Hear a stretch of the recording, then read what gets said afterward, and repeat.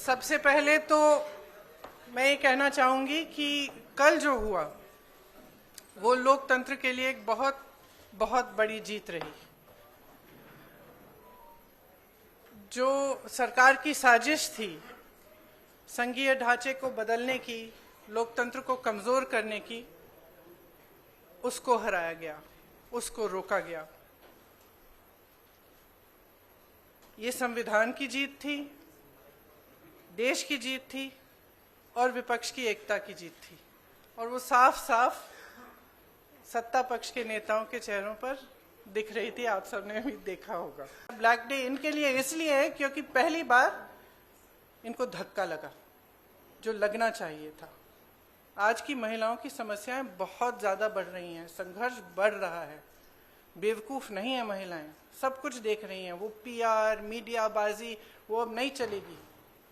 कुछ ठोस करना है तो आप 2023 में जो सर्वसहमति से जो विधेयक पास हुआ था, पारित हुआ था, सारे दलों ने उसका समर्थन किया था, उसको लाइए। उसमें अगर कुछ एकाध संशोधन करना है छोटा, ताकि वो अभी लागू हो सकता है, करिए और उसको अभी लागू करिए। महिलाओं को हक दीजिए, अभी दीजिए, लेकिन उसको आप घुमाकर और दूसरी चीजों के साथ उसको अटैच करके आप गुमराह करने की कोशिश मत करिए। सीधी सी बात है, इसको अभी करिए, हम सब तैयार हैं। तो मैम, सवाल यह था कि बीजेपी और एनडीए पूरे देश में अभियान चलाने जा रही है। आपने देखा कि कल शाम को प्रदर्शन हुए, देश भर में प्रदर्शन हमने देखा बीजेपी की तरफ से, और ये दिखाने की कोशिश है कि महिला विरोधी है कांग्रेस और इंडिया अलायंस। इसकी काट में आप लोगों की तरफ से क्या कोई अभियान चला जाएगा? क्या रणनीति होगी कांग्रेस की और इंडिया अलायंस की इसकी काट के लिए? जो बात आप कह रही है वो देश के आम लोगों तक कैसे ले जाएंगी? देखिए, जैसे मैंने कहा, देश की जनता जो है उसमें बहुत ही ज्यादा विवेक है। अगर इनको अभियान करना है पूरे देश भर में, खुलकर करें। लेकिन आज देश उस परिस्थिति में नहीं है जो 12 साल पहले था। और शायद कभी कभी ये होता है कि जब सत्ता बढ़ जाती है, लोग सच्चाई नहीं बताते हैं नेताओं को। तो इस पूरे ये जो पूरा पिछले 2-3 दिनों में हुआ, इससे कुछ हद तक ये भी दिख रहा है कि ये समझ नहीं पा रहे हैं कि आज भारत बदल गया है। भारत की जनता देख रही है, समझ रही है कि मीडियाबाजी, पीआरबाजी, ये बड़े बड़े अभियान, इतना सारा पैसा डाला जाता है इसमें, ये चल नहीं रहा है। ये अब चल नहीं रहा है। कल बार बार अमित शाह जी कह रहे थे, आदरणीय अमित शाह जी कह रहे थे कि हमारी बातों पर भरोसा करिए। कोई भरोसा नहीं कर रहा है।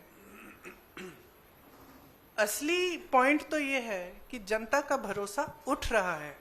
तो आप जब कुछ कह रहे हैं तो उसको फेस वैल्यू पे जनता आज नहीं ले रही है। देखिए, गृह मंत्री जी और प्रधानमंत्री जी का भाषण सुन रही थी। कई बार दोनों ने अलग अलग मौकों पर अपने भाषण में कहा कि आप लोग अगर इसके साथ सहमत नहीं होंगे तो आप कभी यहाँ नहीं बैठ सकते, आप कभी सत्ता में नहीं आ सकते, आप कभी जीत नहीं सकते। और इससे बहुत साफ हो गया कि इनकी मंशा क्या थी।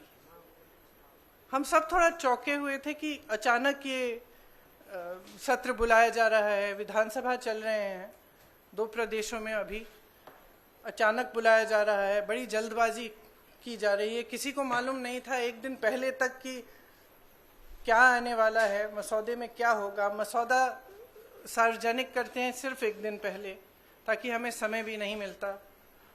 तो हम सब सोच रहे थे कि ये सब क्या हो रहा है और क्यों हो रहा है। मेरे ख्याल से पूरी साजिश जो रची गई षड्यंत्र की तरह, कि किसी न किसी तरह से हमें सत्ता में रहना है। अगर अभी नहीं किया जाएगा तो 2029 तक जो ये करना चाह रहे हैं परसिमन, 2011 के जनगणना के आधार पर, वो नहीं खत्म हो पाएगा। तो ये सब करने के लिए एक तरह से प्लान बनाने के लिए कि परमानेंटली हम सत्ता में कैसे रह सकते हैं और कैसे करें।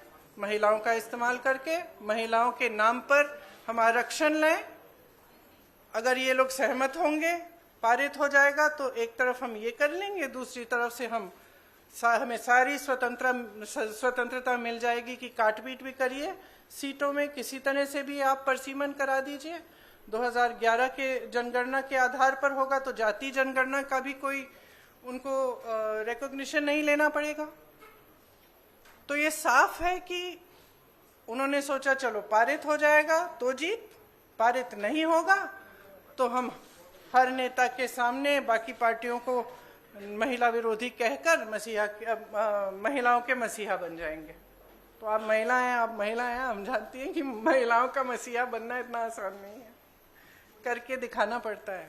एक इतिहास है, कांग्रेस पार्टी का एक इतिहास है, विपक्षी दलों का एक इतिहास है, भाजपा का इतिहास है महिलाओं के संदर्भ में, और वो इतिहास बहुत स्पष्ट है। आपके खड़े होने से सदन में उसका विपरीत कहने से कोई फर्क नहीं पड़ता।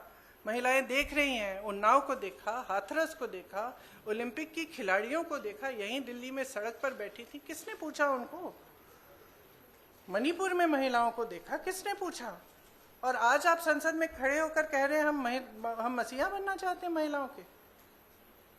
तो ये बहुत स्पष्ट है कि ये महिला आरक्षण बिल की बात नहीं थी, ये परसीमन की बात थी, और परसीमन इनको इस आधार पर करना था जिसमें इन्हें जाति के आंकड़े नहीं देखने की जरूरत होती और अपनी मनमानी करने की पूरी स्वतंत्रता मिलती।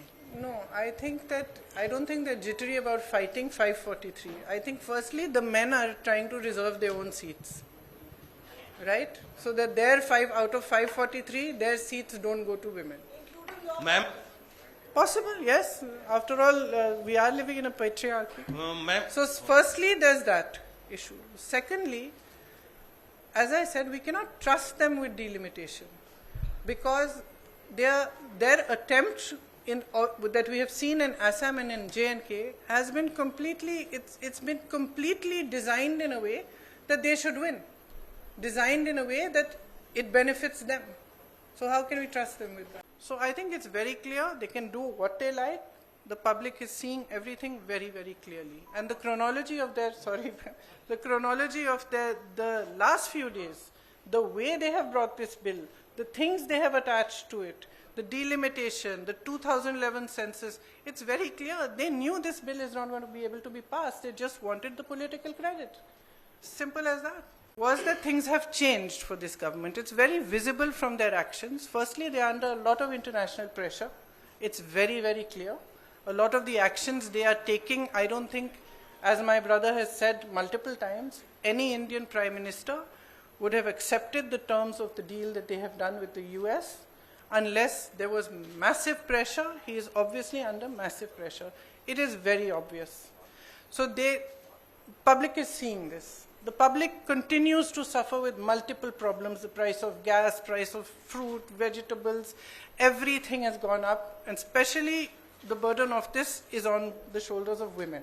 And it's across class, across caste. It does not matter whether you're a rich woman, poor woman, whether you live in an urban center, whether you live in the villages.